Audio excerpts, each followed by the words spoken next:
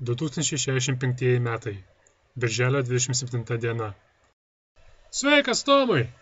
Sveikas, Jonai! Atsargiai Ojėtus, žiūrėk, kur plauki vieną kartą. Nu, papasakok. Ką tau papasakot? Nu gerai, klaus. Papasakok, kas tau įdomesnio.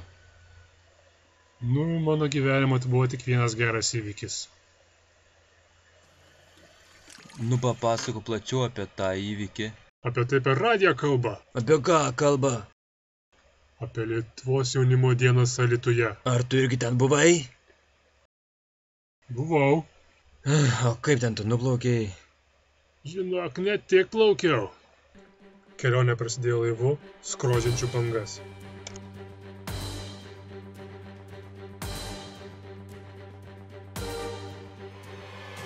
Teko pačiam irkluoti panašių greičių. Išlipęs į krantą, pasiėmiau dviratį ir keliavau toliau. Myniau ir myniau. Myniau ir myniau.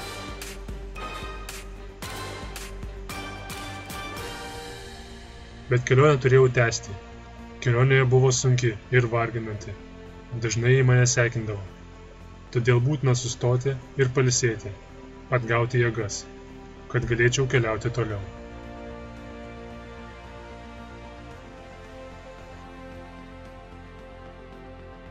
Keliaudamas, mačiau labai gražių vaizdų. Dažnai pasitikdavau saulę ir ją palydėdavau.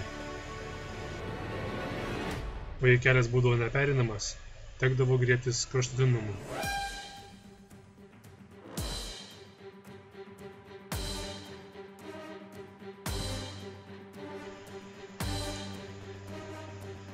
Nusileidimą ne visada pavyksta apskaičiuoti.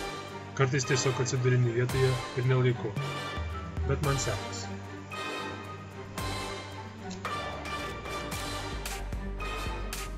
O sniego mobilis? Ai, tiksliai.